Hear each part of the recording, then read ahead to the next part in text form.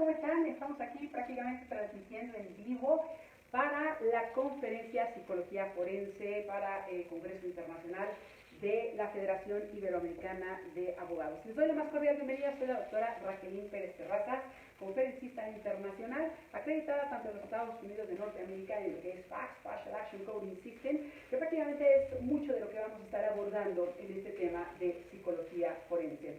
También estoy acreditada por China, Shanghai, en todo lo que es la técnica de la lectura facial, prácticamente todo lo que es la gesticulación y todos los rasgos por los cuales podemos estar viendo pues una serie de elementos precisamente en esto que nos está ocupando, que es el estudio del comportamiento en aras de ponerlo prácticamente pues para el sistema jurídico, las ciencias, pues obviamente jurídicas del derecho.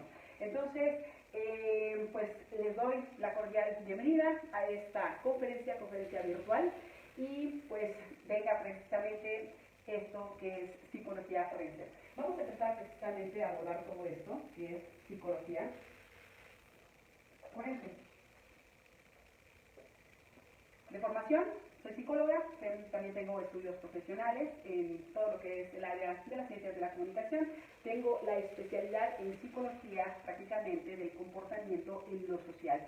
Y pues obviamente soy doctora en Derecho Penal, 5 veces honoris causa, precisamente por esta trayectoria tanto de las ciencias del comportamiento como en las ciencias jurídicas.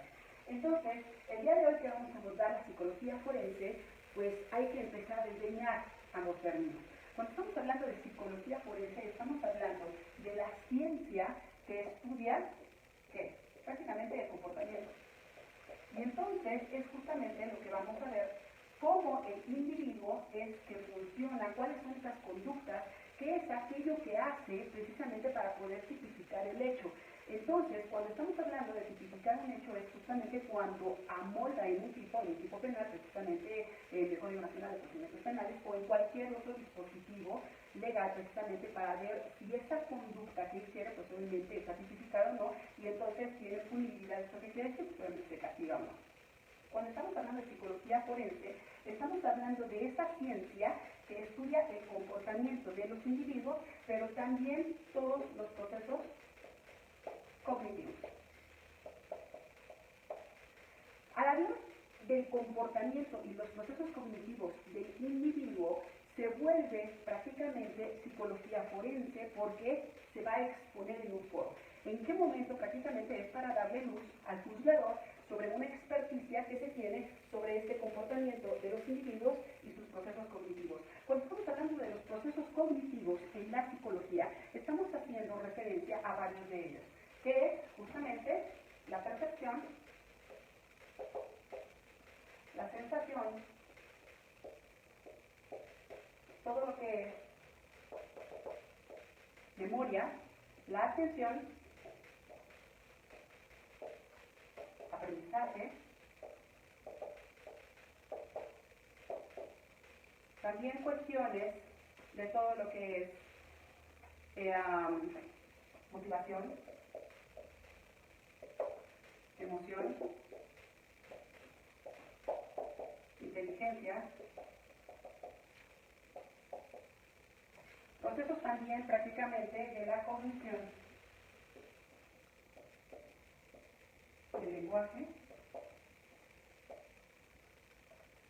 así también como todo lo que es el pensamiento y la personalidad.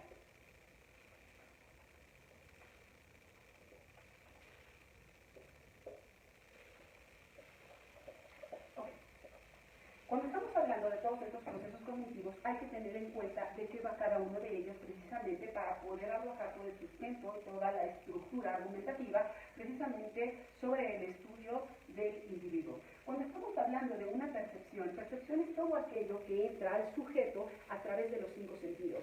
El proceso de percepción depende precisamente de las cuestiones fisiológicas del sujeto, porque no es lo mismo tener un umbral de la vista, por ejemplo, de una persona que puede ver a cierta distancia cierto elemento y quien ya no pudiera hacerlo.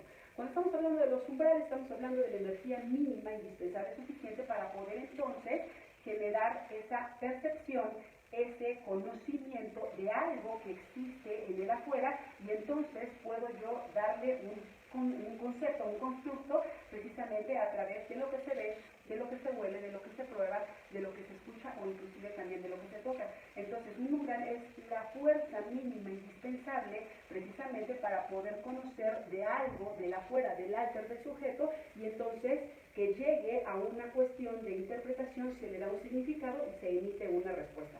Cada uno tenemos un umbral. El umbral atiende a diferentes cuestiones, justamente de cómo ese elemento entra al sistema y entonces se le clasifica en un ordenamiento por procesos cognitivos y entonces es donde se emite una respuesta o un acto o una acción, que es precisamente el estudio de la psicología que se pone en función precisamente del foro a la hora de rendir una testimonial. Entonces, cuando estamos hablando de percepción, estamos hablando de cada uno de los elementos que perciben los 5 sentidos y se les significan. Cuando estamos hablando prácticamente de procesos memorísticos, estamos haciendo una alusión a todo aquello que captamos y entonces se queda en un registro. Y este registro, pues obviamente, empieza a tener varios elementos, que puede ser la memoria a corto plazo, a mediano plazo o a largo plazo. Y todo esto también depende de cómo es que fue percibido ese elemento o ese hecho. ¿Por qué es importante prácticamente esto? Porque existe esta parte de la jurisprudencia de la psicología del testimonio, justamente la cual me permito precisamente traer hacia la luz para poder entonces ver que durante este proceso es justamente ver cómo se ha percibido el hecho, es así precisamente como dicta la jurisprudencia, es cómo se ha percibido el hecho, qué se ha conservado en la memoria de ese hecho. Si el sujeto es capaz de evocar el hecho, cómo quiere expresarlo y si puede expresar. Eso es justamente lo que es la jurisprudencia sobre la psicología del testimonio. Entonces, si estamos hablando de una psicología del testimonio, estamos prácticamente haciendo alusión a la percepción como el sujeto precisamente registra esa información, a un proceso memorístico y precisamente cómo es que este sujeto lo puede evocar, precisamente a través de procesos del pensamiento. Entonces, cuando estamos hablando de estos procesos cognitivos, es aquello que justamente se conoce, de aquello que se sabe, pero que es externo al sujeto, y vamos a ver exactamente cómo lo codifica de manera interna, precisamente por estos procesos de comportamiento y cognitivos. Precisamente, percepción, sensación, memoria, atención, aprendizaje, motivación, lo que es emoción, inteligencia, pensamiento y personalidad. Así como también los procesos cognitivos superiores, que es el análisis, la síntesis, la deducción, la inducción, también exactamente lo que refiere a la estructuración de ideas y la correlación que tiene con el siguiente grupo de ideas. Cuando estamos prácticamente hablando de la atención, estamos hablando de estímulos. ¿Esto qué quiere decir? La atención siempre va referida a aquello que está generando un mayor estímulo que cualquier otro elemento.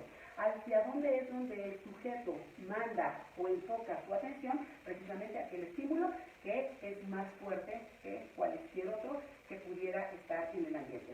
Cuando estamos hablando de esta parte del comportamiento, de los hechos, de los actos, aquello que conduce al sujeto, este sujeto se va a mover, este sujeto va a tener cierto movimiento.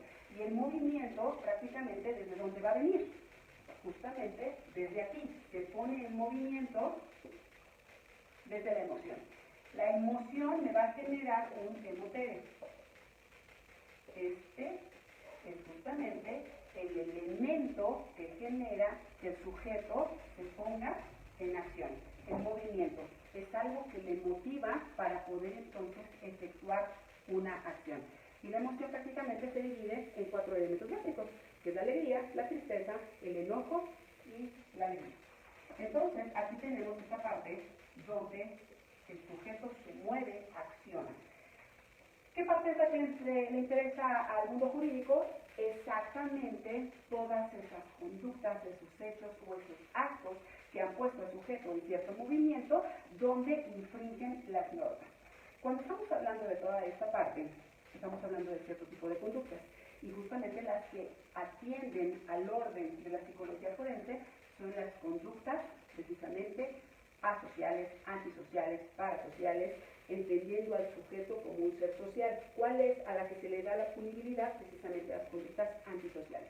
Una conducta antisocial es aquella prácticamente que rompe la norma especificada en algún dispositivo legal. Cuando estamos hablando de esta parte de la emoción, es interesante ver exactamente cómo esta parte es la que pone en movimiento al sujeto. Y tenemos varios puntos. Exactamente, alegría, tristeza, miedo y enojo. A cada emoción le corresponde una pasión. ¿Esto qué quiere decir? Hay una fina, delgada línea entre este movimiento que es consciente y aquel movimiento que se pierde de esa conciencia y es donde el sujeto desvaría de su juicio y se transforma diversamente. Esto justamente desde donde es. A la alegría desbordada, cuando rebasa esta línea que se llama borderline, a la alegría le corresponde exactamente esta parte que se le llama pasión. A cada una de estas emociones les corresponden emociones exacerbadas, emociones desbordadas, donde este sujeto va a desvariar el juicio. ¿Esto qué quiere decir? No tiene procesos cognitivos en acción, no están funcionando en ese momento. Y los procesos cognitivos superiores, que es el del análisis, síntesis, deducción, inducción, es aquello que queda suprimido y entonces no corresponde al quehacer del movimiento de este individuo en una conciencia como lo haría prácticamente desde la emoción.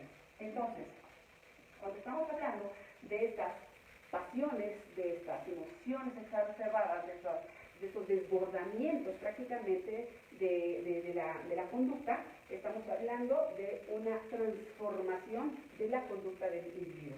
Entonces, cuando estamos en esta parte, por ejemplo, al enojo, le corresponde la ira, al miedo, el pánico, a la tristeza, la depresión,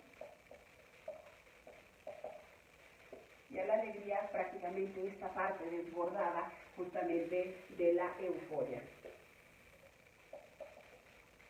Cuando un sujeto se encuentra en esta parte eufórica, desvaría del juicio y se transforma diversamente. Cuando una persona está en esta parte apasionada, no tiene procesos cognitivos en función en ese momento. Al igual, por ejemplo, cuando se encuentra en el enojo y se desborda hacia la ira, podemos empezar a ver varias características sobre ello. ¿Esto qué quiere decir? Que cuando una persona está enojada empieza a tener ciertos rasgos del comportamiento donde podemos tener una pauta que el sujeto está en una emoción. ¿Esto qué quiere decir? Una conducta que aún es consciente, pero desbordándose en esta borderline, justamente va a retomar esta parte inconsciente de un juicio desvirtuado. Entonces, una persona en un estadio iracundo no tiene procesos cognitivos superiores. Esto me quiere decir, si una persona está enojada y de pronto toma un arma punzocortante, entonces exactamente ya sea por cognición o en un acto volitivo aquel derivado de la voluntad, puede tomar esta arma punzocortante y entonces generar un daño en alguien más. Cuando el sujeto está desbordado, ¿qué es lo que sucede? Pues obviamente estos procesos cognitivos están inhibidos. Entonces un sujeto en un estadio iracundo toma esa misma arma punzocortante y entonces lastima a alguien. Si de pronto pudiera generarle una lesión de pronto en la parte torácica, ¿esto qué quiere decir? A la hora de soltar el arma, se le pregunta qué fue lo que hiciste, seguramente va a decir, no sé qué es lo que hice. Esto es porque justamente no se transforma la conducta o el comportamiento de ese sujeto. Aquí tenemos un punto, tenemos el punto de la tristeza. Cuando la tristeza, pues obviamente en el sujeto está manifiesta, pues obviamente se puede ver inmediatamente por rasgos de acción facial, por este código que le llamamos FACT, que es Action Coding System. Este sistema de códigos de acción facial nos van dando pautas del sujeto que está en un estadio emocional de tristeza. Esto como puede ser precisamente por la comisura de los labios. ¿Esto qué quiere decir? Es una comisura que tiende a ir hacia arriba, tiende a ir hacia abajo o está en un aplanamiento de manera horizontal por completo. Si la comisura de los labios se inclina hacia abajo, lo que quiere decir, que tenemos a un sujeto con una emoción manifiesta de tristeza. Si la comisura de los labios va hacia arriba, ligeramente hacia arriba, estamos hablando de una persona que normalmente tiende a proyectar hacia el futuro, a visualizar, a proyectar, imaginarse y tener esta actitud de alegría o de optimismo. Pero si el sujeto de pronto maneja una comisura de los labios en completa línea horizontal, ¿esto qué quiere decir? Estamos ahí hablando de ya la tipificación de algún tipo de psicopatología, o inclusive también podríamos estar hablando ya de un psicópata o un sociópata. ¿Por qué? Porque justamente hay supresión de las emociones. Emociones, repito, como la alegría, la tristeza, el miedo y el enojo. La alegría es cuando la comisura de los labios tiende a ir hacia arriba, y más adelante vamos a ver exactamente cómo es, como se hace este análisis de las microexpresiones que pautan prácticamente estos estadios del sujeto y en su comportamiento. Hablando de la tristeza, es cuando la comisura va hacia abajo y prácticamente cuando la persona está en este estadio de enojo, lo que empieza a hacer es prácticamente mostrar la parte inferior de los dientes. ¿Esto por qué? Porque justamente está a punto de atacar, está a punto de generar una agresión, está a punto de hacerle algún daño a alguien. Cuando una persona tiene miedo, inmediatamente por sistema nervioso central empieza a detonarse lo que es la adrenalina. La adrenalina es prácticamente la anestesia natural del cuerpo, lo cual le va a permitir al individuo poder soportar el daño o lesión con el mínimo justamente de aquello que pudiera ser en un estado normal. Entonces, el sistema nervioso central se prepara en la parte orgánica para poder recibir ese daño o esa lesión y no obstante seguir en movimiento, seguir en acción. Cuando la persona pasa del miedo al pánico, ¿esto qué quiere decir? En un estadio de pánico no hay movimiento, el sujeto se paraliza. Entonces, decir que una persona salió corriendo porque tenía pánico sobre algún evento, pues definitivamente eso no es cierto. ¿Por qué? Porque pues prácticamente nos están mintiendo, dado que el pánico paraliza. ¿Esto qué quiere decir? Contiene absolutamente todos los elementos, tanto orgánicos como de procesos cognitivos, justamente los básicos, y los superiores, precisamente para poder preservar la vida. Entonces, ¿qué es lo que sucede? Cuando termina el evento del miedo o del pánico, vuelve a interactuar prácticamente lo que es el sistema nervioso central. ¿Y aquí qué es lo que sucede? Aquí justamente se detona otro neuroquímico que se llama la acetilcolina. ¿Cuál es la función de ella? Prácticamente reactivar todos los órganos a nivel bioquímico. Entonces, sistema nervioso central se prepara con la anestesia natural del cuerpo, precisamente para soportar el daño, y en un estadio de emoción, que prácticamente es el miedo, todavía puedo tener acción sobre el hacer, el pensar, juicio crítico y lógico sobre la acción. Cuando el sujeto está paralizado, en efecto, justamente ese pánico es lo que detona que el sujeto ya no se mueva y no opere ni funcione de ninguna justamente de estas partes o elementos. Y aquí hay un punto revelado precisamente, porque si uno de los procesos que justamente es el que estamos atendiendo, que es el de la percepción y el de la memoria, en esta jurisprudencia de la psicología del testimonio, tenemos un sujeto precisamente que va a tener alguna situación de no poder tener una colección de elementos o de datos que se necesitan o se precisan precisamente a la hora de rendir su testimonial. Al igual que la percepción, en este momento queda inhibido, precisamente ¿por qué? Porque el mismo cuerpo, el mismo sistema, el mismo órgano, justamente es lo que está privando de cualquier elemento que entre, precisamente porque se está preservando la vida. Entonces, cuando estamos hablando de este neuroquímico de la acetilcolina, lo que hace es elevar absolutamente todos los químicos que nos hacen funcionar, pero en un margen de maniobrabilidad superior al que normalmente se maneja. Entonces, por ejemplo, si se tienen ciertos márgenes de maniobrabilidad sobre la glucosa, definitivamente después de un evento, pues obviamente donde el sujeto generó cierto miedo o inclusive cierto enojo o alguna condición de un estado alterado de conciencia, que es lo que sucede. Estos márgenes de maniobrabilidad se ven alterados y con la acetilcolina, ¿qué es lo que sucede? Se elevan, pasan esta barrera y entonces lo superan, y entonces es justamente donde la gente puede decir que de pronto después del uso del evento, pues obviamente generó un cuadro diabético, lo cual es poco probable. ¿Por qué? Porque justamente se elevaron ciertos niveles, inclusive de la glucosa, y entonces alcanza su pico más alto para que todo el sistema orgánico entre en función nuevamente. Es así prácticamente como empezamos a ver cómo es que el sujeto en conciencia, en juicio crítico y lógico, empieza a tener movimiento precisamente a través de una emoción. A eso se le llama el emotel, la emoción que pone al sujeto en cierto movimiento. Consciente, precisamente cuando atiende este estadio. En inconsciencia o en un estado alterado de conciencia o supresión prácticamente del juicio crítico y lógico es cuando rebasa de borderline, cuando esta emoción se convierte en algo exacerbado y entonces ya se torna como una pasión.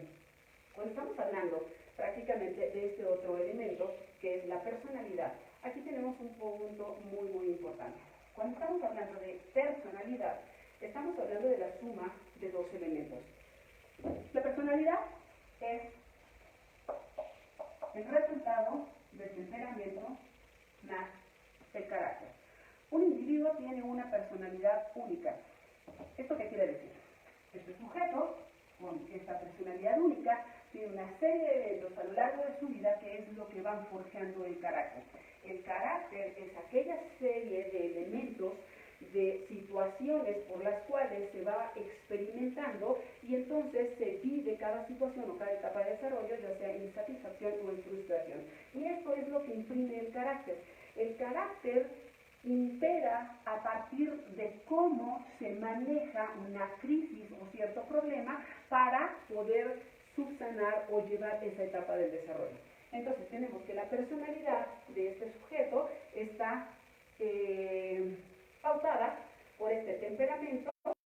Básicamente hay 4 tipos de temperamento. Con el temperamento se nace y con él se muere. Tenemos cierto tipo de temperamento tendiente a algún otro, pero es uno el que define al individuo. Desde el nacimiento, este temperamento es el que existe y prevalece por el resto de la vida. ¿Qué es lo que sí se modifica?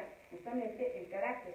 El carácter es una serie de actitudes más la suma de la experiencia que le da como resultado este forjamiento del carácter. Entonces, este carácter queda definido de la forma en que el sujeto va viviendo, va desarrollando, va transitando cada experiencia de vida, y esta experiencia, justamente, como les comentaba, recursa ya sea en satisfacción o en frustración. Si se cursa en satisfacción, estamos hablando de etapas de desarrollo, justamente atendiendo a 3 teorías. A la teoría psicosocial, a la teoría psicosexual y a la teoría justamente de desarrollo humano. Con base en ello hay diferentes etapas y es precisamente a través de ellas donde se generan etapas cursadas en satisfacción o en frustración. Si es frustración, ¿qué es lo que se genera en el sujeto? Se generan miedos, se generan prácticamente cuestiones de dolor, cuestiones prácticamente de incomodidad, y entonces se tiende a un tánatos. Y cuando el sujeto en este comportarse, en este conducirse, tiende a un tánatos, prácticamente estamos hablando de morir o matar. El sujeto tiende justamente a destruir. Cuando es en satisfacción, se tiende a crear, se tiende a hacer, se tiende justamente a esta cuestión de vivir, del hacer prácticamente con vistas exactamente hacia algo, pues obviamente que no tenga que ver con la destrucción, porque prácticamente es el opuesto directamente entre el eros y el tánatos. Dependiendo de cómo se cursen estas etapas de desarrollo, exactamente estamos abordando satisfacción o frustración dentro de estas actitudes que son modificables a partir justamente de estas experiencias. Entonces, este individuo, pues prácticamente está forjado precisamente por un temperamento, que es aquel que pues lo va a determinar en esta parte desde el nacimiento, y el carácter a través justamente de todas estas experiencias que va teniendo a lo largo de su vida. El sujeto, desde que nace y hasta los 7 años de edad, va cursando una serie de cuestiones de las cuales lo que sucedió aquí se va a replicar justamente a lo largo del resto de las experiencias de vida. Hay diferentes etapas y vamos a ir justamente también abordándolas para poder entonces comprender este comportamiento a través de todo este caminar y de los resultados que van dando. Lo que sucede desde que se nace hasta los 7 años se replica prácticamente, y lo que se cambia con respecto a esa experiencia es la actitud que se tiene sobre esa experiencia vivida, ya sea en satisfacción o en frustración. Cuando estamos hablando prácticamente de esta personalidad, es algo que genera una cuestión única en cada individuo. ¿Por qué? Porque cada individuo pues, prácticamente tiene ciertas características de las experiencias vividas a lo largo de su vida. Cuando estamos hablando prácticamente de psicología forense, entonces estamos hablando de esa ciencia del comportamiento y de los procesos cognitivos para el estudio de ese individuo. Psicología forense, precisamente cuando este estudio del comportamiento del individuo se pone en función de las ciencias, pues obviamente que tocan a todo lo que es la norma jurídica. Cuando estamos hablando de comportamientos, tenemos prácticamente ciertos tipos de ellos. Este sujeto puede tener cierta conducta en un entorno social, y este comportamiento puede ser justamente asocial, parasocial o antisocial. Lo que nos ocupa en las ciencias jurídicas es prácticamente precisamente todas esas conductas, todos esos comportamientos antisociales. Para que una conducta sea antisocial, ¿qué tiene que suceder? Prácticamente es estar en contra de alguna norma prácticamente jurídica. Las normas están estipuladas en dispositivos legales. Entonces, cualquier conducta que salga de esa norma que está tipificada, ¿qué es lo que sucede? Pues tiene cierta punibilidad, y es lo que interesa precisamente de este estudio de la psicología forense. El sujeto, cuando se comporta en un entorno social, es precisamente una forma natural de hacerlo. ¿Por qué? Porque somos seres gregarios. ¿Esto qué quiere decir? Somos seres que nacemos para vivir, desarrollarnos en comunidad, en social, en la parte justamente del grupo. Cuando estamos hablando de lo social, hay varios aspectos justamente desde donde se observan o se analizan esos procederes de cómo este individuo se comporta en el grupo. Tenemos aquí al individuo, y este es el ambiente. Tenemos el individuo, este es el ambiente. Tenemos la teoría de Piaget, y tenemos también la teoría de Vygotsky.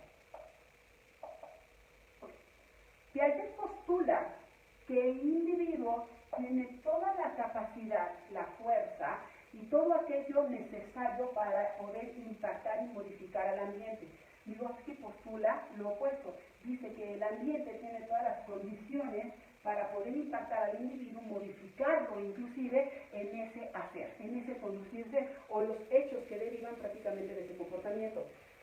Piaget, hay que tomar en cuenta, él es de Suiza, y entonces él hace un análisis del comportamiento de cada uno de los sujetos y cómo pueden interactuar en un medio ambiente, y en ese interactuar, en esa acción, en esa conducta, es cómo modifican las acciones o el comportamiento de aquellos con los que tiene contacto en el ambiente. Vygotsky dice, hay que tomar en cuenta que él es de Rusia, y con esta cuestión comunista es un quehacer completamente diferente en el comportar del individuo. Entonces, él postula que el ambiente es aquel responsable o es aquel que tiene la fuerza para poder impactar directamente en el individuo y modificar su conducta. Entonces, tenemos que ayer el individuo tiene toda la fuerza para poder impactar y modificar a todo el ambiente. Y en el ambiente justamente tenemos el resto de los individuos, el resto del grupo social. Vygotsky dice que ese ambiente, toda esa serie de individuos que se encuentran prácticamente en la cuestión justamente del grupo social, tienen toda esa capacidad y fuerza de modificar todas las acciones de ese sujeto. Tomando en cuenta estas dos teorías, tanto una como la otra, es digno del análisis del comportamiento del sujeto. En efecto, tenemos también a Pichon-Rivière. Pichon-Rivière es el padre de la psicología social. Tenemos a Pichon-Rivière, y Rivière dice que si uno quiere conocer al individuo, hay que conocer precisamente a cada uno de los grupos a los que pertenecen. Entonces, si se le quiere conocer a este individuo, hay que ver exactamente el referente en donde tiene esta interacción. Y entonces hay que justamente hacer un estudio de esta esfera. Pudiera ser la familiar, de esta esfera que pudiera ser la del ámbito laboral, pudiera ser esta esfera del ámbito académico, y así nos vamos por cada una de las esferas a los grupos sociales a los que pertenece. Y entonces Richard Riviere es donde postula, si quieres conocer o si se requiere conocer al individuo, hay que someter al análisis a cada uno de los grupos a los que pertenece. Ahora bien, Richard Riviere también postula, si se quiere conocer al grupo, hay que conocer a uno de los individuos. Y entonces, con esas características de función, de conductas y comportamiento, es justamente lo que nos va a dar un patrón conductual del resto del grupo. Es así precisamente como se analizan las conductas sociales. ¿Qué tenemos aquí? Prácticamente una conducta asocial es a, sin, ¿esto qué quiere decir? Sin el contacto social.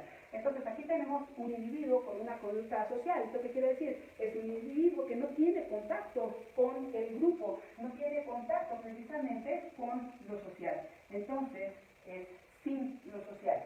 ¿Qué pasa con un parasocial? Una conducta parasocial es aquella que se deriva de manera paralela a lo que es.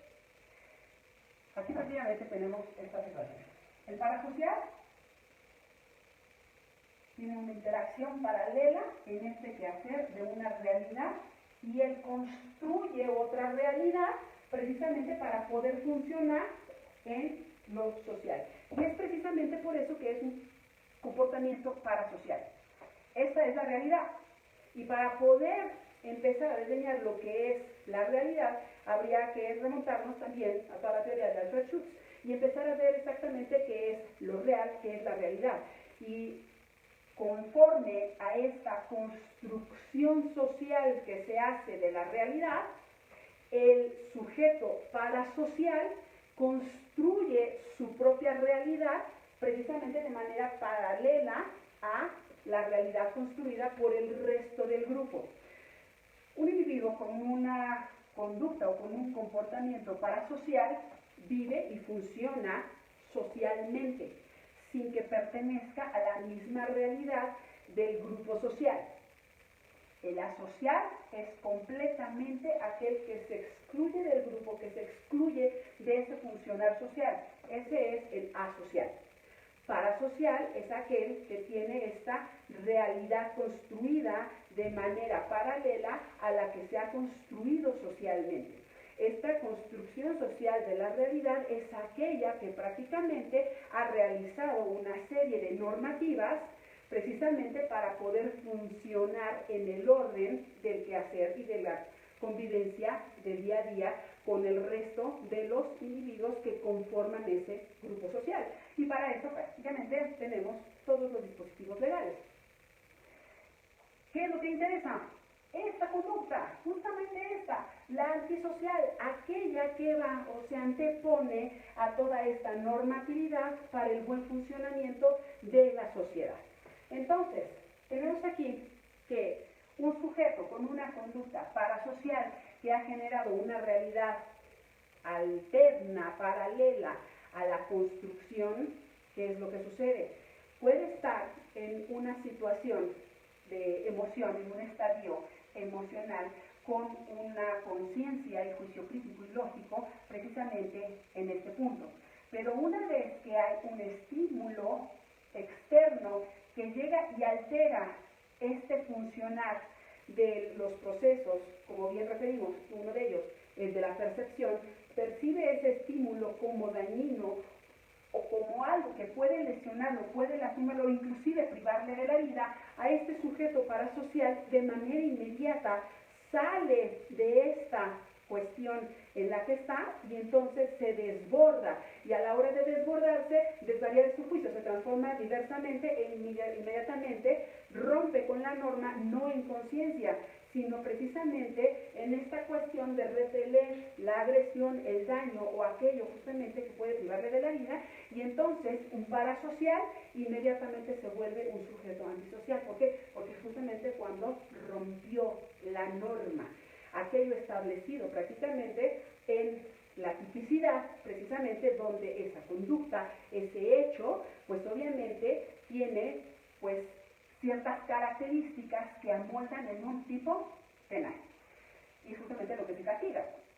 Cuando estamos hablando de un sujeto asocial, podemos también tener este tipo de fenómeno. ¿Por qué? Porque es una persona que está aislada completamente de lo social, y cuando se le regresa o se le devuelve o empieza prácticamente con esta cuestión de integrarse a un grupo, pues obviamente va a haber ciertas fracturas, y entonces puede caer en la ruptura o en el quiebre, justamente, o en el quebrantamiento de algunas de las normas establecidas precisamente para la función social. Uno de los ejemplos que pongo, por ejemplo, aquí en México se puede tener cualquier cantidad de hijos, e inclusive hay muchas sociedades donde dicen, pues, voy a tener los hijos, ¿cuántos? Los que Dios me mande, ¿no? Pero tenemos exactamente otra realidad, este constructo social de la realidad, prácticamente de una sociedad precisamente como la de China. Hace algunos años ya se autoriza que las familias puedan tener más de 2 hijos. Años atrás, pues únicamente se limitaba a tener un solo hijo. ¿Qué sucede justamente con esta cultura? Pues obviamente son comunistas, y en este desempeño en una comunidad de esta naturaleza, realmente no hay métodos anticonceptivos. Pues sucede que entonces las familias tenían al primer hijo, pero de pronto, sin métodos anticonceptivos, llegaba el segundo hijo. Entonces, el tener un segundo hijo generaba prácticamente un castigo por la ley. ¿Qué era lo que sucedía? Pues definitivamente se tenían que deshacer del segundo hijo. ¿Cómo? Privándole de la vida. Aquello prácticamente, pues obviamente es una realidad en cuanto a constructo social completamente diferente a la que se vive de este lado, pues obviamente del mundo, donde eso pues obviamente tiene cierta punibilidad, precisamente porque se está quebrantando la norma al privarle de la vida a alguien más. Y allá es una práctica común. ¿Por qué? Porque ahora justamente como ya están permitidos 2 hijos, pues obviamente ya no es viable el tercero, y entonces es justamente de que se deshacen. Entonces hay que ver exactamente en el grupo social al que pertenece este individuo. ¿Por qué? Porque depende de la geolocalización, de la cultura y de muchos otros factores y elementos de los grupos sociales a los que pertenece este sujeto, precisamente para poder entenderle en su quehacer, en su dinámica, en el hecho o en la acción o en ese comportamiento que tiene, que es prácticamente el que se analiza, el que se estudia. Entonces, tenemos aquí prácticamente esta serie de comportamientos que tiene el individuo: el social, el asocial, el parasocial y antisocial. Entonces, desde este estudio es donde podemos empezar precisamente a analizar todo lo que es esta cuestión, donde la psicología pone a la luz del juzgador y tanto de la defensa como de la fiscalía, pues aquello que se necesita precisamente para el estudio de ello. Dentro de psicología tenemos un manual, que es el manual diagnóstico precisamente de todo lo que son los trastornos mentales.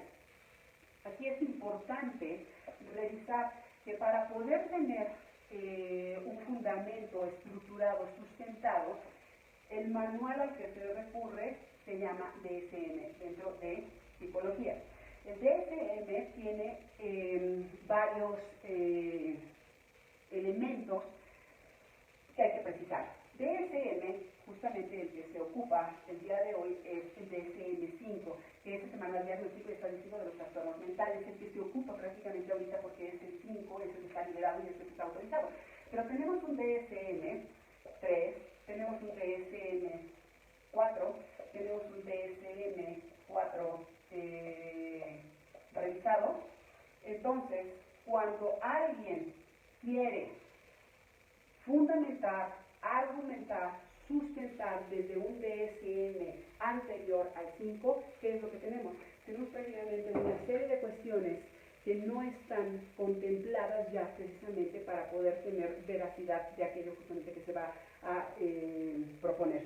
Tengo aquí prácticamente la versión 3 y precisamente lo tengo aquí a modo de ejemplo.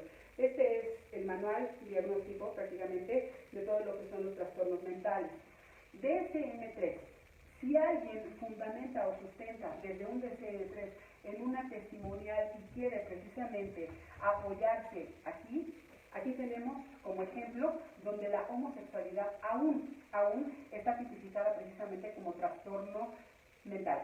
Tenemos aquí exactamente tipificado la homosexualidad como trastorno sexual y este manual, ¿qué es lo que hace? Pues obviamente tipifica cada uno de los elementos precisamente para poder sustentar y fundamentar porque precisamente es una conducta, pues obviamente de cierto elemento y de cuestiones para poder estar tipificado precisamente como trastorno. Y entonces es aquí prácticamente donde exactamente se manifiesta como homosexualidad egodistónica, y entonces aquí empieza a pautar serios rasgos, situaciones prácticamente que los individuos empiezan a presentar como alteraciones, precisamente sobre excitación y una serie de cuestiones y elementos donde aquí la homosexualidad precisamente está tipificada como un trastorno mental. Tenemos entonces que sigue justamente el DSM-4. Y entonces, aquí en este manual que es el DSM-4, también prácticamente tenemos lo que son trastornos sexuales, pero prácticamente aquí ya en esta versión desaparece la homosexualidad, precisamente como un trastorno sexual. Y como trastornos sexuales tenemos aquellos justamente que evocan todo aquello que tiene que ver con la identidad sexual y precisamente con trastornos pues por cuestiones orgánicas o por cuestiones prácticamente de algún tipo de enfermedad. Entonces hay que ver exactamente de dónde se fundamenta, porque si tenemos esta cuestión de que alguien se apoye en un DSM-3, podemos caer en situaciones prácticamente que ya han sido pues obviamente estudiadas y analizadas para ya no estar prácticamente fundamentadas. Entonces el día de hoy, 2020, si alguien quiere fundamentar cualquier análisis o cualquier testimonial, precisamente de la psicología forense, se deben apoyar en el DSM-5. Lo que es el 3, 4, 4R, que la R es la versión revisada, ya no tienen sustento precisamente porque pues obviamente están en desuso y ya no tienen sustento como el ejemplo que les acabo de compartir. Entonces, es así precisamente como la psicología forense aporta datos o elementos de este comportamiento del ser humano, de estos procesos cognitivos, precisamente en un foro. ¿Y cuál es ese foro? Pues obviamente es en una audiencia, es justamente donde se van a desahogar una cuestión, pues obviamente de elementos y una serie de factores que precisamente necesitan dar luz sobre este comportamiento. Como bien les decía, los sujetos pues prácticamente tienen una serie de experiencias a lo largo de la vida y como bien refería, estas experiencias de vida se viven prácticamente, como les decía, en satisfacción o en frustración. Okay. Tenemos esta parte de este periodo del ser humano donde se desarrolla desde los 0 hasta los 2 años. Desde los 0 hasta los 2 años, la persona responsable de esta etapa de desarrollo, que voy a empezar a abordar la etapa de desarrollo psicosocial, le corresponde a la madre. Todo aquello que sucede con el individuo desde que nace hasta que tiene 2 años de edad le corresponde prácticamente a la mamá. Y la mamá es aquel elemento social que es quien va a responder por todo aquello que curse este sujeto. Y este sujeto, recordemos, que tiene la forma de cursar toda eventualidad en satisfacción o en frustración. En este periodo, desde los 0 hasta los 2 años, la madre es aquella responsable de darle seguridad al individuo. Entonces, la madre es la responsable de la seguridad del sujeto. ¿Por qué? Porque es aquella responsable de permitir la supervivencia. En alguna ocasión he compartido prácticamente este experimento que se hace, donde se les solicita a 30 mamás que ya no querían a los bebés, y se les pide que una vez que lleguen a culmino, que llegue a culmino la gestación, donen a los bebés. ¿Qué sucedió precisamente con este experimento? Las instrucciones eran no tocar, no cargar, no hablar al bebé, no cantarle, no arrullarlo, no mimarlo en este experimento, en este laboratorio. Y sucedió lo siguiente. Estas mamás, que no querían a los bebés, los donaron. Una vez que se hace cargo esta gente de ver qué sucedería si al individuo se le priva del contacto social, del cariño, del amor, de la protección, sucede que al tener únicamente cubiertas las necesidades básicas de esos seres humanos, de alimentación, de cambiarles, de tener una temperatura ambiental idónea donde no pasaren ni frío ni calor. ¿Qué fue lo que sucedió con estos 30 bebés? No abrazarlos, no cargarlos, inclusive ni siquiera hablarles. Únicamente necesidades básicas precisamente para poder darles alimentos, cambiarlos, temperatura ambiental precisamente adecuada. ¿Qué fue lo que sucedió? Ninguno de ellos sobrevivió a los 30 días. ¿Qué quiere decir? Absolutamente todos murieron. Con este experimento que se demuestra, o con esto que es aquello que da como resultado, exactamente esta parte que postula Freud.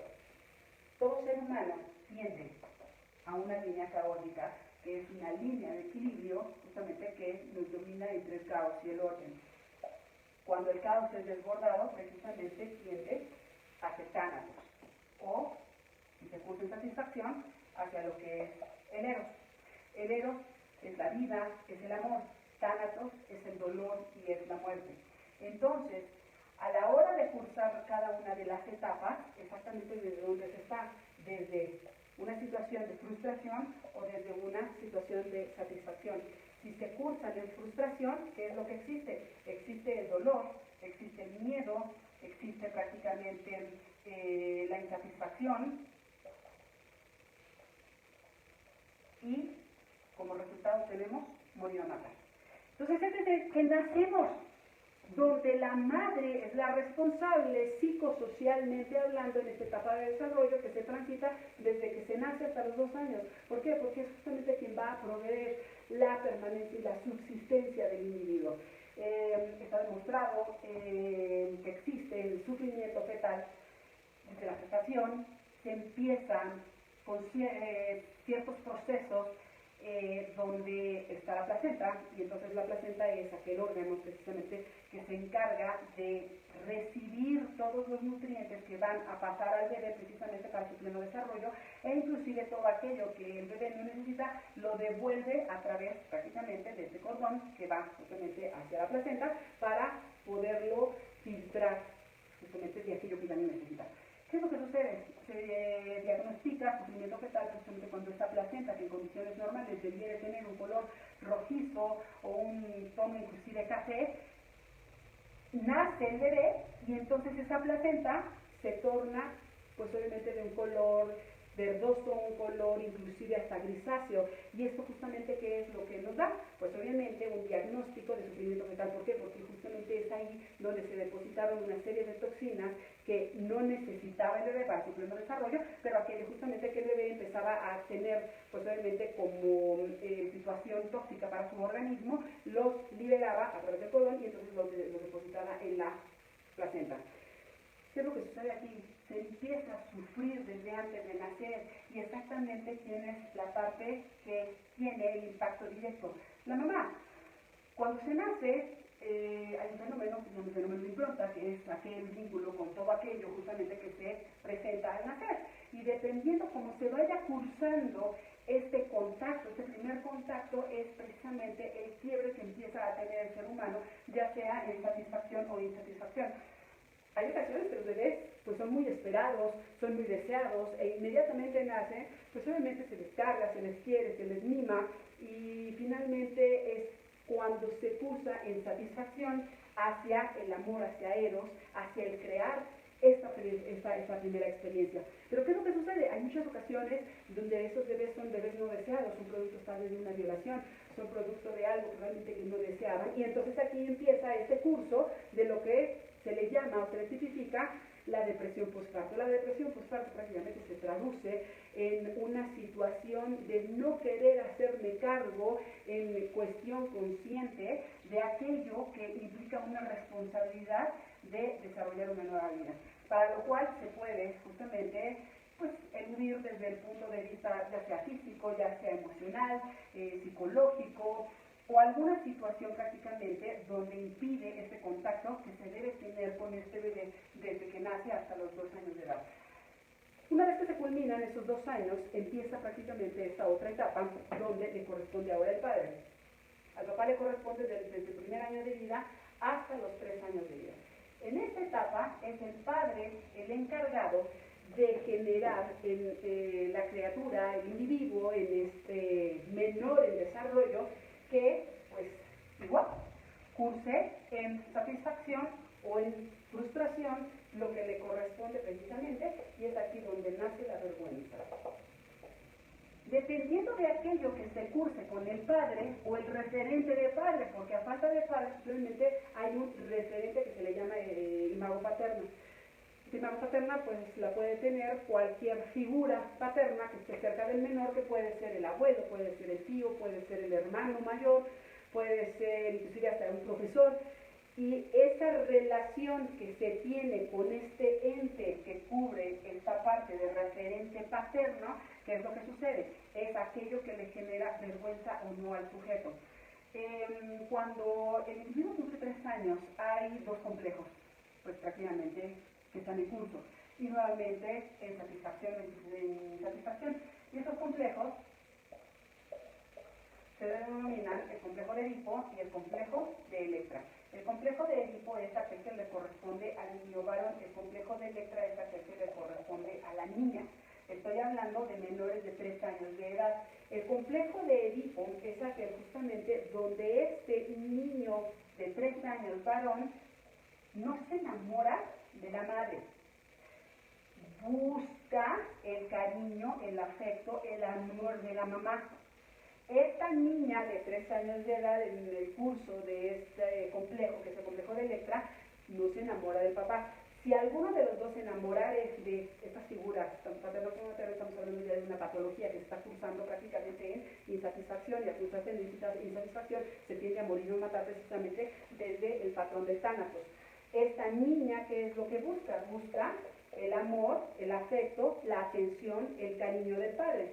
Pero entonces, en esta resolución de complejo, tenemos que esta señora, la madre, está relacionada con un individuo que es el padre. Esta madre, este padre está prácticamente relacionado con una madre. En este complejo, que es el complejo de Edipo, donde este niño varón de 3 años busca el cariño, el afecto de la mamá, hay un sujeto varón que estorba, y este sujeto se convierte en el rival, y es aquel del que se tiene que deshacer. Entonces, este niño varón busca el amor, el cariño y el afecto de la mamá, pero ¿quién le estorba? Le estorba el papá, y entonces es el papá el que se tiene que deshacer. Entonces, este niño, ¿qué es lo que hace? Busca estar en medio de ellos dos. ¿Y de qué manera? Es cuando va y se mete la cama en medio de los dos, es cuando está todo el tiempo así, mamá, mamá, mamá, y mamá lo carga, y entonces está con mamá todo el tiempo. ¿Y qué es lo que sucede? Justamente fractura o rompe o divide esta relación. Y entonces es ahí justamente donde no se cursa adecuadamente esta etapa de desarrollo, que es aquella que le va a dar la parte de la autonomía. Si no la cursa adecuadamente y se va justamente a lo que es la frustración, tiene un quiebre en esta etapa de desarrollo y un quiebre en la personalidad, que es aquella que se forma del temperamento y el carácter. Y el carácter es aquello justamente que me imprime una cuestión de insatisfacción en esta cuestión de desarrollo, y entonces permea en el quién seré como individuo a futuro. Esta niña de 3 años, ¿qué es lo que busca? Busca el cariño, el amor, la atención del padre. Pero ¿quién le estorba? Le estorba una madre. Y entonces esta niña todo el tiempo de igual forma va a querer estar en medio de los dos. Y entonces dicen que los niños son de las mamás y que las niñas son de los papás. ¿Qué resulta aquí? Esta niña en todo momento va a decir papá, papá, papá, papá. Cuando papá llega a casa, ¿qué es lo que sucede? Papá llega y entonces esta niña de 3 años, papá, papá, papá. Y la señora de pronto puede decir, ¿sabes qué, cariño, amor? Ya está la cena.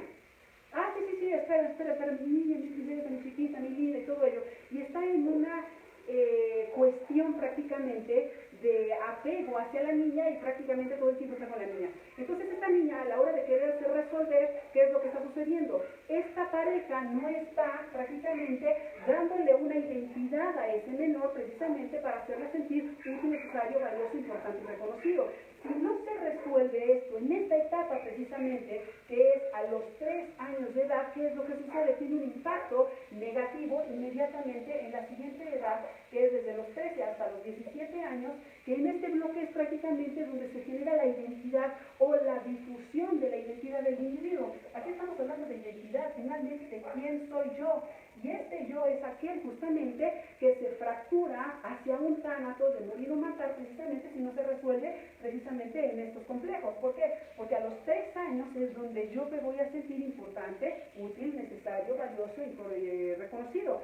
Si yo no me siento o no se me hace saber un sujeto con esas características y con esa naturaleza, que sucede, existe este quiebre, esta huella anémica, este quebrantamiento en la personalidad, en el desarrollo prácticamente de lo que va a imperar mi carácter, y entonces cualquier persona entre los 13 y 17 años de este individuo que le haga saber que es una persona importante, que es reconocido, que es útil, necesario, valioso, y aquí es justamente donde el crimen organizado entra. ¿Por qué? Porque cualquier persona llega a sentir a ese sujeto importante, valioso, y entonces es a donde se suma, y es donde encuentra entonces una identidad. Ahora bien, si tenemos esta cuestión de justicia para adolescentes, donde en este grupo vulnerable, donde está buscándose la identidad, pues obviamente a la hora de estar en reclusión en las comunidades para adolescentes, ¿qué es lo que sucede? Esa identidad empieza a forjarse a través de ¿quién? De los pares, porque aquí es prácticamente el par quien me va a dar esa pauta de quién voy a terminar siendo a partir de ese yo. Entonces, todo aquello que sucede desde los 3 años, precisamente por la resolución de un complejo, ya sea de Edipo, que le corresponde a la figura paterna, o el complejo prácticamente de Electra, que también el referente es la parte del padre, que sucede exactamente al individuo que crece con vergüenza. Es una persona que le da pena cualquier situación. Y entonces ahí tenemos un quebrantamiento en esta etapa de desarrollo. Ahora bien, ¿qué es lo que sucede en esta etapa prácticamente?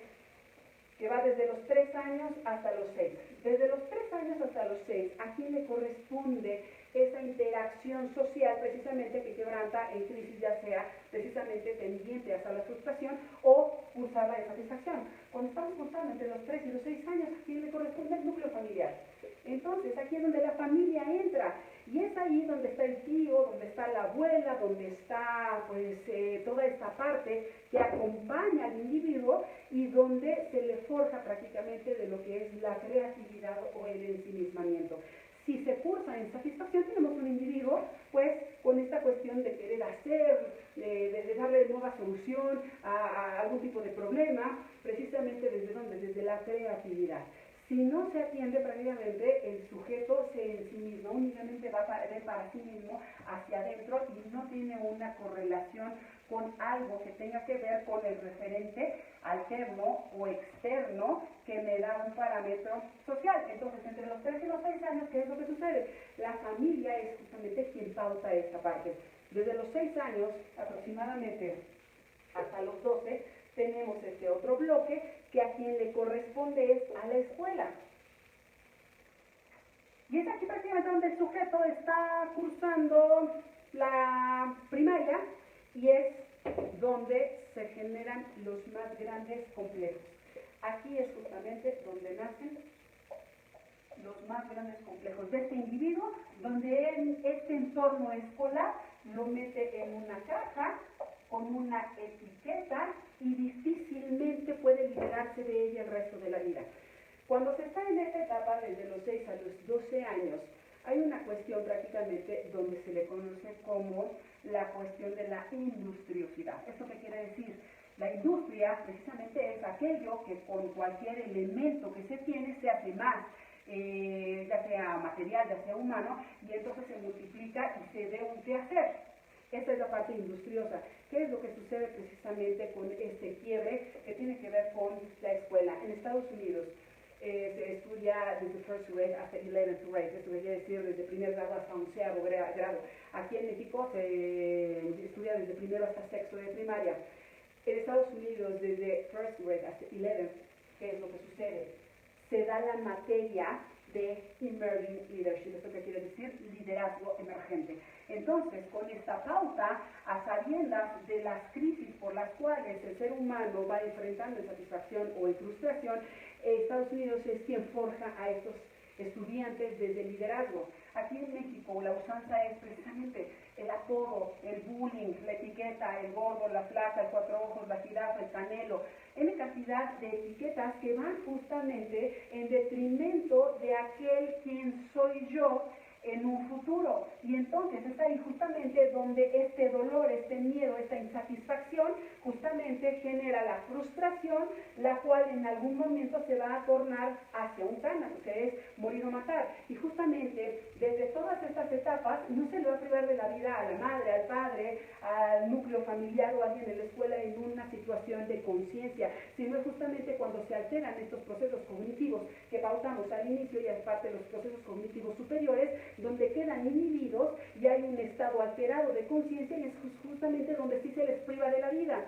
Entonces, cuando estamos hablando de una sociopatía, ¿qué quiere decir? Que algo en lo social generó este quiebre, esta insatisfacción, y entonces de manera inconsciente se tiene que deshacer de ese daño que se generó en el individuo, y entonces cualquier persona que comparta las características similares, ya sea con la madre, ya sea con el padre, con algún miembro del núcleo familiar o alguna entidad justamente en ese entorno escolar, es donde va a recaer la acción precisamente de lesión, de daño o inclusive hasta de privarle de la vida, y es justamente aquí donde entran todos los bienes jurídicamente tutelados, donde quedan fracturados en una conducta antisocial tipificada en alguna normativa o algún dispositivo legal, y precisamente es aquí donde la psicología forense, en este entender del comportamiento, se pone a la luz el porqué de ese quehacer precisamente para que haya un sujeto,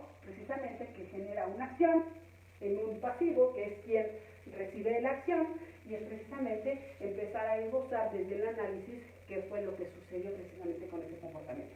Ahora bien, cuando tenemos esta parte de 0 a 2 años, la madre, desde el primer año de vida hasta los 3, el padre, de los 3 a los 6, todo el entorno familiar, de los 6 a los 12, todo lo que es la comunidad escolar, de los 13 a los 17, los pares, aquí justamente es todo aquel con el que yo me relaciono, aquel compañero, aquel par, y desde los 18 y más, el elemento que se considera como factor de quiebre psicosocial o de cubrir en satisfacción el desarrollo psicosocial del individuo es justamente la pareja. Y dependiendo de cómo se cursa la relación con la madre desde esta etapa, desde los 0 hasta los 2 años, es precisamente el tipo de relación que se va a tener a posteriori, precisamente con quien se comparta la cuestión íntima. Aquí a nivel social tenemos una situación que lo íntimo ha dejado precisamente de tener esta cuestión de reservarme nada más para mí aquello que me pertenece de cuestión íntima, sino finalmente, acorde al postulado de Jacques Lacan, tenemos exactamente lo que es la sextinidad. Sextinidad. La sextinidad, certificado precisamente de ahí deriva el sexting, que es lo individual, lo privado, lo íntimo, lo que nada más me pertenece a mí, se hace público, se comparte con lo social. Es ahí precisamente donde empieza este quiebre, y este quiebre precisamente que obedece nuevamente a lo que tenemos aquí, el dolor, el miedo, la insatisfacción tendiente a tánatos, a morir o matar. Entonces, la intimidad es aquello que es preservado para el individuo únicamente para sí mismo. Cuando se vuelve o se convierte en sextinidad, es precisamente este quehacer individual para sí mismo, se vuelve social, se publica, se comparte con otros individuos. Y entonces es ahí precisamente ya lo significa como sexting. Sextinidad prácticamente va para sexting, lo que se conoce exactamente como sexting. Esta parte de la cuestión sexual y todo ello, pero de manera compartida. Desde los 18 precisamente es donde se pauta precisamente con la pareja esta cuestión de desarrollo o de crecimiento, y dependiendo cómo se haya cursado precisamente con el objeto de afecto. El objeto de afecto primicio es la madre. En ella está depositado el afecto, y este afecto tiene una transición precisamente a un objeto per se. Si la madre es el primer objeto de afecto, se traslada a un objeto y ese objeto es precisamente el que le va a dar la pauta del afecto de la madre. Y normalmente, ¿qué puede ser? Puede ser una manta, puede ser el chupón, puede ser un peluche, y es aquí justamente lo que significa o donde se deposita el afecto. Normalmente, ¿qué es lo que sucede con la mantita del bebé? Se esconde, se le tira, se le quema, se le rompe, se le corta, se le regala, algo le sucede a esa mantita. Aquí exactamente se cursa de igual forma, en satisfacción o en frustración. Si este cursar del objeto per se cursa prácticamente como una frustración porque al sujeto le rompieron la mantita, se la cortaron, se la quemaron, es ahí justamente donde se vulnera, se rompe, se fragmenta, se quebranta el afecto. ¿Por qué? Porque es el referente del afecto de la madre depositada en el objeto y a la hora de verse fragmentado, quebrantado, ¿qué sucede? Se rompe. Si al niño le han quemado la manta, ¿qué sucede? Ese sujeto tiene que sacarlo de su sistema. En este momento no puede, justamente lo hace a posteriori, donde en algún momento de las subsecuentes etapas de desarrollo, precisamente a través de los explosivos. Porque lo tiene que sacar del sistema, porque fue justamente algo que le hizo daño, porque ahí estaba depositado el objeto de afecto, precisamente, que tenía como referente a la madre. Aquel que le cortaron la manta con unas tijeras es aquel sujeto que de alguna manera va a tener que resarcir ese daño y es aquel que probablemente va a tomar un arma como un cortante y entonces ese daño justamente emitido desde ese punto del objeto de afecto tiene que entonces devolvérselo a alguien en lo social. Y así exactamente cualquier cantidad de efectos. A quien le escondieron la manta, seguramente esta cuestión justamente del secuestro. Y así me voy con una cantidad N de elementos de conductas, pues obviamente que van fracturando este quehacer social, y vuelvo a insistir, pues obviamente dispuesto en algún dispositivo legal, y es ahí justamente donde empiezan las conductas antisociales tipificadas prácticamente en lo que se conoce como los delitos. Y entonces, todo aquello que se va cursando del objeto primicio, que es la madre, donde está depositado el afecto, y este se traslada al objeto per se, ¿qué es lo que sucede? A la vez, migra exactamente a la pareja. De la manera que se cursó la relación con la madre desde antes de nacer, justamente desde la gestación, hasta los 2 años de edad, es lo que va pautando la futura relación de transición con el objeto, lo que sucedió con ese objeto, y finalmente migra y se deposita en la pareja. Normalmente, suelen decir por ahí, ¿no?, que los hombres buscan casarse como con la mamá, ¿no? Ahí atenderíamos precisamente a un tipo de patrón patológico. ¿Por qué? Precisamente por una condición de etapa de desarrollo no resuelta o cursada en frustración que generó miedo y dolor e insatisfacción y entonces justamente se tiende a romper con ello.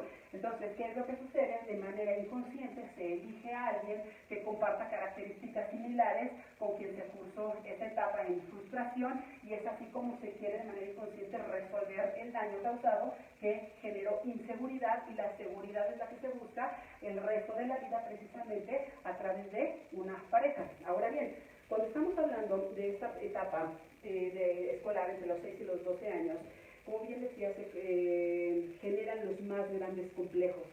Y a grandes vanidades es precisamente donde se revelan los más grandes complejos. Y como vanidades puede ser desde el arreglo personal, desde los accesorios, desde un vehículo, desde la casa, inclusive también en la grafología, en la forma de escribir. En todo ello justamente se van aportando ciertos rasgos de estos complejos, precisamente que son conductas compensatorias de aquellos complejos precisamente de inferioridad. ¿Cómo es? Como podemos ver esto, precisamente, es correlacional completamente. Una firma puede ser vanidosa. Tenemos aquí que precisamente para poder pautar el tipo de comportamiento que el sujeto tiene con referencia a lo social, el texto, esto es el texto, en la escritura, el texto siempre va a referir a lo social. La firma es el yo más íntimo, es aquello que se revela de la personalidad del sujeto. Si hay una correlación entre el texto y la forma y tamaño de la firma, estamos hablando que hay una correlación entre el individuo y lo social. Si tenemos un texto prácticamente Con relación a una firma muy pequeña, ¿esto qué quiere decir? La firma siempre revela el yo más íntimo, la personalidad. El texto, recordemos, siempre va a pautar la parte social. Entonces, si tenemos un individuo con una firma de este tamaño, estamos hablando de un complejo de inferioridad, precisamente porque el yo lo ve de este tamaño con relación a lo social. No obstante, si tenemos un texto y entonces tenemos una firma de esta naturaleza, ¿qué quiere decir? Este es el yo más íntimo, esto es aquello que justamente está imprimiendo el carácter y es como el sujeto ha cursado sus etapas de desarrollo. Y entonces esto es una conducta compensatoria justamente de la forma en la que se ve precisamente con lo social. Si hay equilibrio, hay un sujeto que tiene los procesos cognitivos en madurez y tiene cierto alcance el equilibrio de esos procesos cognitivos. Si es más pequeña, es precisamente la cuestión del tamaño en que se ve minimizado, inclusive hasta cosificado el individuo con respecto a una relación del parámetro social. Si la firma es muy grande, ¿qué sucede? Es un complejo manifiesto a través de una conducta compensatoria, precisamente de vanidad. Una firma vanidosa es precisamente porque está escondiendo grandes complejos. Y precisamente como vanidades también, como pautaba, puede ser la pareja. La pareja también puede ser un accesorio en ese comportamiento compensatorio de los grandes complejos. Entonces, aquí habría que empezar a ver exactamente varias de las conductas o patrones de criminales o de algún tipo de conductas criminógenas precisamente de por qué se quebrantan estas normas precisamente en rebasar estos lineamientos para poder tener comportamientos antisociales, totalmente punibles precisamente por la ley. Ahora, ¿qué sucede? Dependiendo de cómo se va transitando, es justamente donde la persona se va resolviendo en esa personalidad única, con ese carácter que va modulando las actitudes conforme a los hechos o las experiencias que se han tenido a lo largo de la vida, precisamente para darle una solución desde el ego, para darle una solución desde el hacer, desde el crear, desde el vivir. Entonces, es aquí justamente donde hay esa fina delgada línea a la cual hago mención, precisamente en la línea caótica, hasta cuánto caos, hasta cuánto orden es el que se puede manejar, el que se puede controlar, precisamente para poder tener una estabilidad, para poder tener un equilibrio. Es completamente diferente en todos los seres humanos. ¿Por qué? Porque cuánto orden se pueda precisamente contener es la misma en proporción con el caos con el cual se puede manejar o se puede controlar. Si se desborda cualquiera de los márgenes de maniobrabilidad, ya sea hacia un orden extremo o hacia un caos extremo, ¿qué sucede? Empiezan prácticamente lo que son las patologías. Y aquí es precisamente donde hay que hacer una gran diferencia en lo que es un psicópata y en lo que es un sociópata. Prácticamente, cuando estamos hablando de un psicópata, estamos hablando de un sujeto psicópata versus sociópata. El psicópata es aquel que estudia con precisión y con detalle a aquella persona a la que va a victimizar. El sociópata es precisamente aquel que tiene una patología con lo social. ¿Y en quién va a descansar esta frustración? En cualquier persona que corresponda a lo social, precisamente por este quiebre que se va teniendo a lo largo de todas las experiencias de vida y precisamente más aquellas que fueron justamente quebrantadas en esta etapa de la vida. Entonces, el sociópata es aquel que tiene un daño por la mamá, por el papá, por el núcleo familiar, precisamente donde, por ejemplo, si se suben unos asaltantes al transporte público y de pronto uno de ellos detona el arma en una persona de la tercera edad y habían quedado que no iban a dispararle absolutamente a nadie, ¿qué pudo haber sucedido? Esa persona de la tercera edad seguramente detonó esta cuestión precisamente de liberar esa carga inconsciente de daño que se tiene precisamente por alguien en el núcleo familiar que generó un daño. Ese es un sociópata. ¿Por qué? Porque alguien en lo social, en la cuestión de la etapa justamente que le corresponde a la familiar, pudiera ser el abuelo, algo cursó con el abuelo en insatisfacción, en frustración, que detona inmediatamente con las características compartidas de este sujeto también de la tercera edad y es precisamente en quien recae la conducta.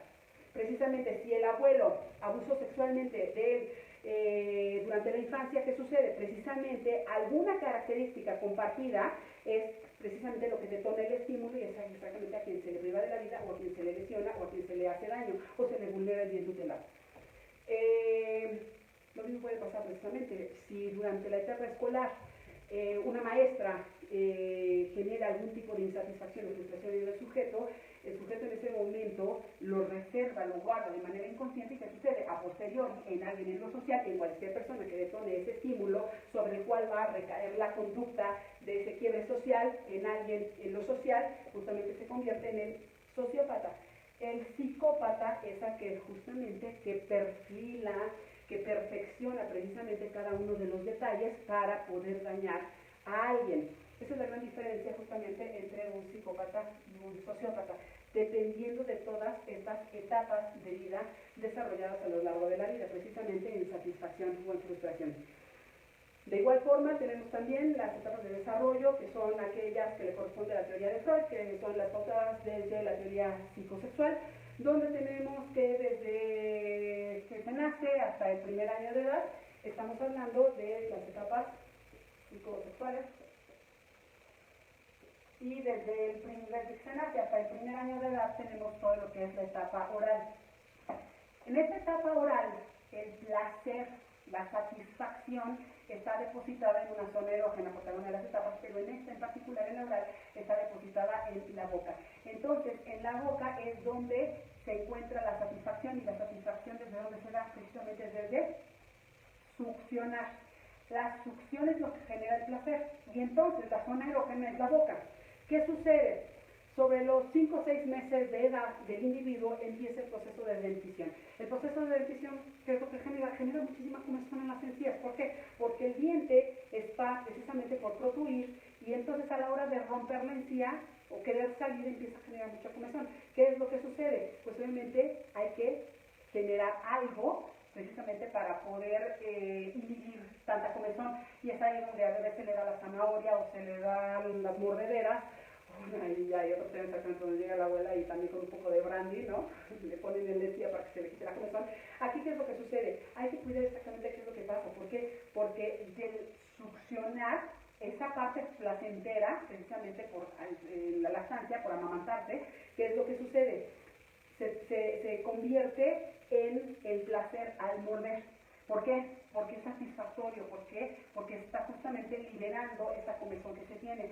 ¿Qué es lo que sucede en muchas ocasiones? La madre está en lactancia y el bebé está succionando, pero tiene este proceso de dentición, tiene muchísima comezón, y entonces, ¿qué es lo que quiere? Quitarse la comezón, y entonces, ¿qué es lo que hace? Hace un efecto de presión, y a la hora de hacer esta presión, muerde, y es satisfactorio precisamente porque se le está quitando la comezón. ¿Por qué? Porque esta cuestión que está aquí como elemento es lo que va a permitir que el diente finalmente protruya, y entonces el bebé muerde, y en muchas ocasiones el bebé muerde el pezón de la mamá, y en tantas ocasiones también hay desprendimiento de presión. Esto genera muchísimo dolor en la madre y provoca precisamente una reacción negativa, donde la madre empieza a gritar al bebé, le regaña, se lo separa, lo jala, inclusive le regaña, le grita, lo golpea, y esto empieza a generar una huella anémica. Precisamente esta cuestión de fractura de esa etapa de desarrollo, que lejos de cursarse en satisfacción, se está generando precisamente con dolor y miedo,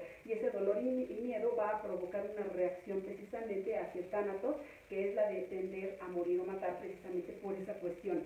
¿Qué es lo que sucede? Dependiendo de estas etapas de desarrollo, precisamente es como se va pautando la futura personalidad de ese individuo. Ahora bien, a los 3 años de edad, en esta otra etapa prácticamente cursamos ya la oral, va prácticamente está justamente la genital, que es donde se empieza a aprender el control de los esfínteres. Si no se aprende una adecuada cuestión de la liberación de los esfínteres o poder controlar estos mismos, ¿qué es lo que sucede? Si hay padres muy restrictivos, si hay padres que inclusive exhiben al niño, o los métodos son muy rigurosos en ese contener, tanto pues obviamente la cuestión de la micción como de las heces fecales, el ser humano tiende a desquitarse de los padres. ¿Cómo? Precisamente donde se aprende a ser cruel. La crueldad se aprende a los 3 años de edad. Entonces, en esa restricción de conductas de la liberación de los esfínteres o la contracción precisamente de los mismos, ¿qué sucede?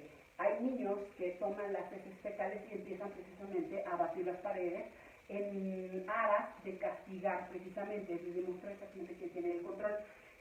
¿Cómo es justamente esta parte? Pues obviamente se contrae o finalmente se libera, y también es otra de las cuestiones, o sea, de niños que empiezan a defecar o inclusive a hacerse del baño en lugares inapropiados, en horas inapropiadas, precisamente en esta cuestión de aprender a castigar, justamente con la pauta de la crueldad. ¿Qué es justamente lo que sucede? Hay cuestiones también de quebrantamiento, donde en esta cuestión psicosexual, desde los 6 hasta los 11, 12 años, está el periodo justamente latente.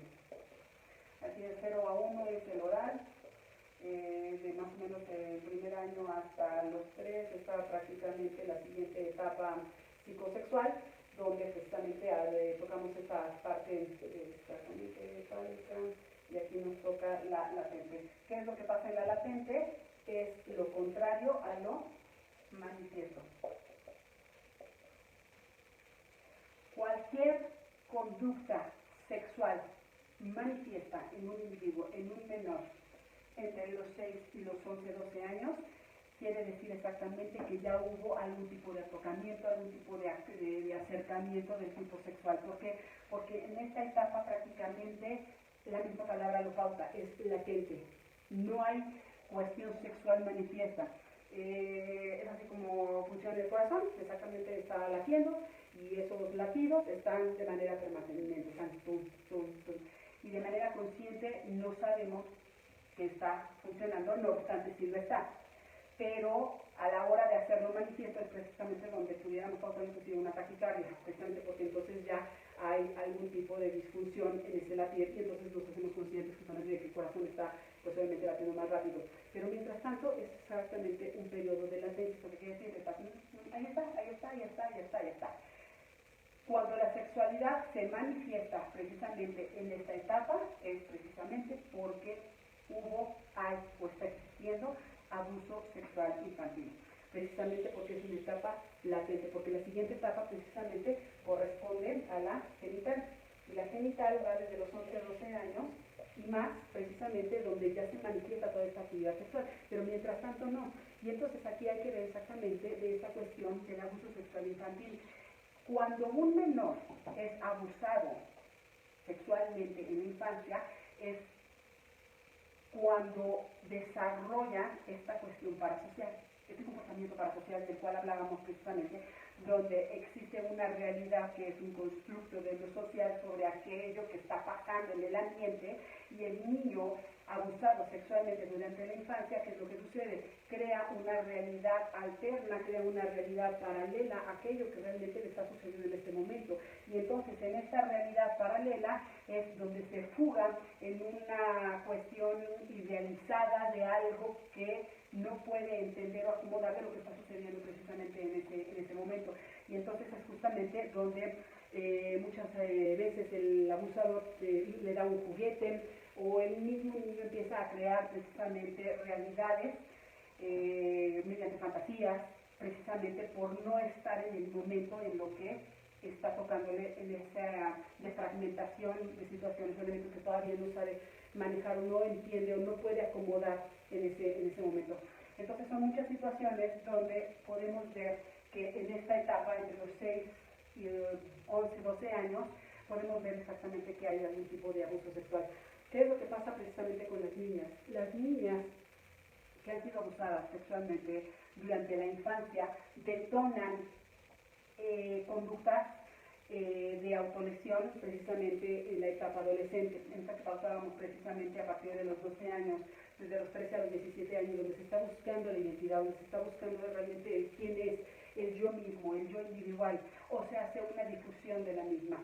¿Qué es lo que sucede precisamente cuando empiezan ellas con autolesiones? Empiezan a cortarse, ya sea los brazos, ya sea las muñecas, ya sean las piernas. algún tipo de lesión precisamente que dañe el cuerpo, es precisamente donde se hace manifiesto ya precisamente este quiebre, esta cuestión precisamente por el abuso sexual infantil.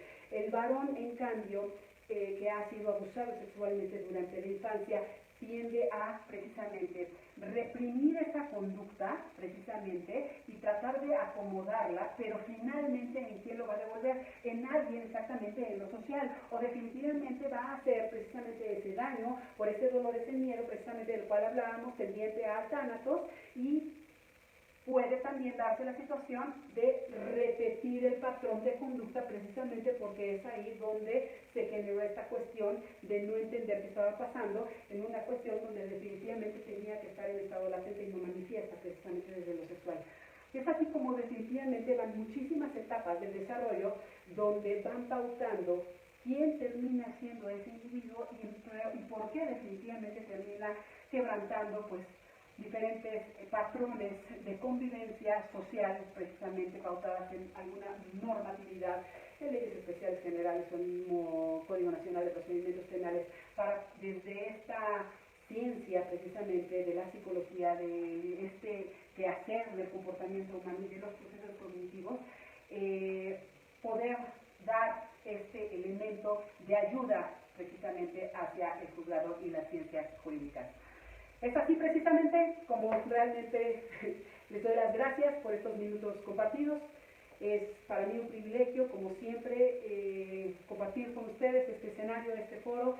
Este es el Congreso Internacional de Derecho por la Federación Iberoamericana de Abogados. Mi nombre es Raquelín Pérez Terrazas, doctora en Derecho Penal y con formación en Psicología en las ciencias del comportamiento, de la conducta y de este quehacer justamente en pos de ustedes. Muchísimas gracias por su atención.